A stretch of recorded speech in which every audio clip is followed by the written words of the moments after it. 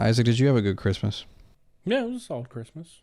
I had a couple different ones to go to, and I had a lot of eventful stuff happen, but overall it was solid, I'd say. Did you get anything cool for Christmas? I got a couple flannels. I got memories. I got the Christmas spirit. That's what really matters, Logan, is that I was with family and that the Christmas spirit was with me. What did you get? I got a cool hoodie. Nice. Does it feel good? I wouldn't wear it in the rain or in the wind. Well, it's a good thing we live in a place where there's no rain or wind. I got bad news for you. It's raining and winding. It's winding. It is winding. It's like the font. It's winding.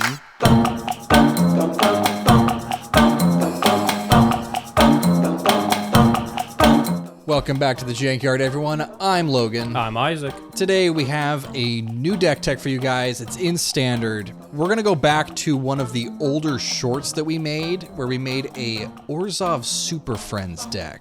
I gave Isaac a couple of cards and he made a deck out of it. It was Pioneer though. We're gonna shift this to standard because we just really like Super Friends, or at least I do. I like Super Friends. I mean, it's a fun thing to play around. We have a deck list for it on Arena, and we're gonna curate that to standard, and we're gonna see what we can do now that we have a couple new toys from Foundations. So yeah, what do we got? I need you to start by looking up a card for me. Okay. Urza assembles the Titans. So it's a 5-mana saga with read ahead, so you can skip chapters. The first chapter is you scry 4, then you may reveal the top card of your library. If a Planeswalker card is revealed this way, you may put it into your hand. Okay. Sorry, it's not a may. You just put it into your hand. Yeah. So it's a good thing we are playing 16 Planeswalkers total, because we have a really good chance of having one of them on the top of our library. You're scrying 4, you're probably going to hit one. Yes. Chapter 2 is you may put a Planeswalker card with mana value 6 or less from your hand onto the battlefield. It's a good thing that half of those 16 walkers are 6 mana exactly. Chapter 3 is you may activate the loyalty abilities of Planeswalkers you control twice this turn rather than only once. And it is a great thing that there's a win con in one of those Planeswalkers, where if you activate its ability twice, you just win. So there's a lot of cards in here that we can take a lot of advantage of using Urza Assembles the Titans. This is not the card I thought we would build Orzhov Super Friends around, but this is a funny little card that I've never heard of. So, we're playing 3 of those guys. Just the 3. We want to keep it sort of, it's a 5-drop. We want to have a little bit of stuff at the lower end. Okay. 4 copies of Liliana of the Veil. Yeah. Yep. Great card. Keep going. Okay, cool. Next one, we got 4 copies of Archangel Elspeth. Okay, yeah. Another solid walker. Gets us some value out of that. And then we jump up to 6-mana ones. Oh, okay. I thought you... All right. 3 different 6-mana walkers. Okay. 8 copies total. The first one is 2 copies of the Eternal Wanderer. The Eternal Wanderer can basically be a board wipe at that 6-mana slot. Okay. We're playing 3 copies of Liliana, Dreadhorde General. Mm-hmm. Fantastic walker. And we're playing 3 copy of Vraska, Betrayal Sting. She has a proliferate ability, which proliferates all of your walkers' loyalty counters. Mm-hmm. So... That is a good utility to have in a Super Friends list. Yeah, proliferating is huge. Let's go to the creature of the list. This is the only card that made it from that short. It is all 4 copies of Tomik. All 4? All 4. Wild. He is 3 mana. He can be removed very easily. I would like to get him on the board. I feel like he's a decent utility guy, and he's also a legendary. I don't know about 4. Okay. At most 3. I think 2 would be better, and maybe throwing that slot some more removal. We're in Orzhov. We have some of the best removal in the game. Well, we haven't even talked about the removal yet, which is just about the rest of the list. You got yourself 2 copies of Cut Down, 3 copies of Drown in Ichor. It is 2 mana sorcery. Target creature gets -4/-4 until the end of turn. Wait for it. Proliferate. We got all 4 copies of Day of Judgment, and that's removal. We got 3 more cards. Okay. 3 more cards total, 2 different cards. We have 1 copy of Invasion of Tolvada. It does indeed generate problems if you can flip it. Mm-hmm. We would need walkers that can make tokens to benefit from this. We have the Eternal Wanderer. We have Liliana. We have Archangel Elspeth. Yeah. Okay. We got plenty. And then the last one, we have 2 copies of, you're not going to like me, because it's 7 mana. It is Breach the Multiverse. Each player mills 10 cards. For each player, choose a creature or planeswalker card in that player's graveyard. put those cards onto the battlefield under your control, then each creature you control becomes a Phyrexian in addition to its other types. So you can just pretty much force out threats. Yeah, steal one of their Emberheart challengers. I don't know. I want you to know, Isaac, if you are casting Breach the Multiverse, and you're up against Emberheart challengers, you're dead. Either already dead or your opponent has already conceded.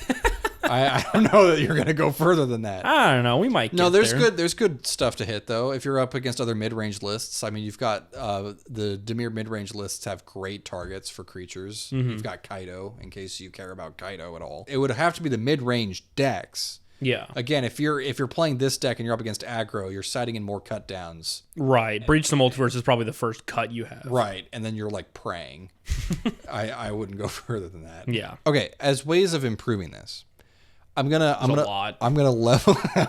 There's a lot. I'm gonna level it to the audience here. This is just an arena list that you kind of slapped together and called it a day. How better? How to make it better? How can better?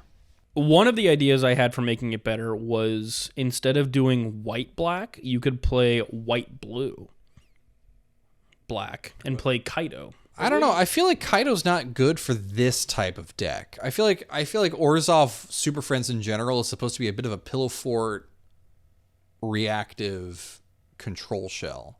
Like you're a control deck, whereas Kaido plays very mid-rangey, maybe even aggressive, you know. Mm-hmm.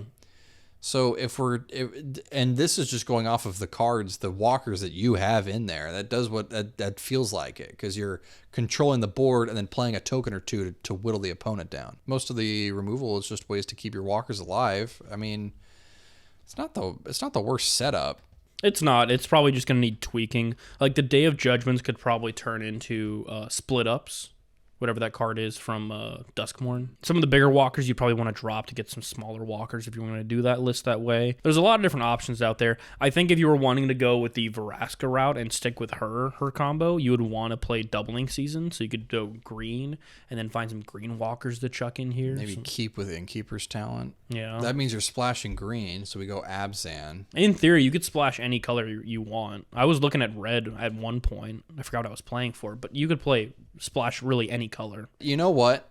I think this actually has a serious shot at doing good in Standard if this bleeds into the mono-white token control deck. That's what I was just thinking. Yeah, and then you run just black as a splash for some of the other walkers or for some control variants, and then you just run a few of that. So like you could very easily run Caretaker's Talent or Enduring Innocence. Oh yeah. You've got a few options here that can work with that. So maybe this is just a funny take on that. There are so many decks in Standard right now that if you tweak it a little bit would be considered jank and could still get you some decent results. What I got out of this deck, even though I'm not going to play it ever, but what I got out of this deck was go out there and have fun.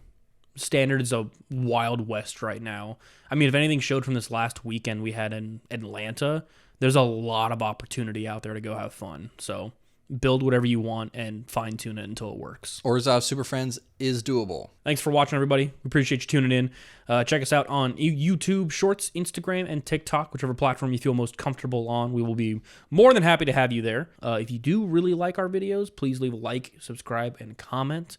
Please tell us how we are doing. We would love to know how we are doing because our own inflated egos have made us feel like we're doing fantastic. Even though I haven't played this deck at all. You mean deflated? Oh, well, there we go. Sorry, I guess that's the case for me. I can't speak for you. Please support us. You're probably really on the hype train of how awesome this channel is. Yo! We're the next Star City Games. See you next week, guys. Bye!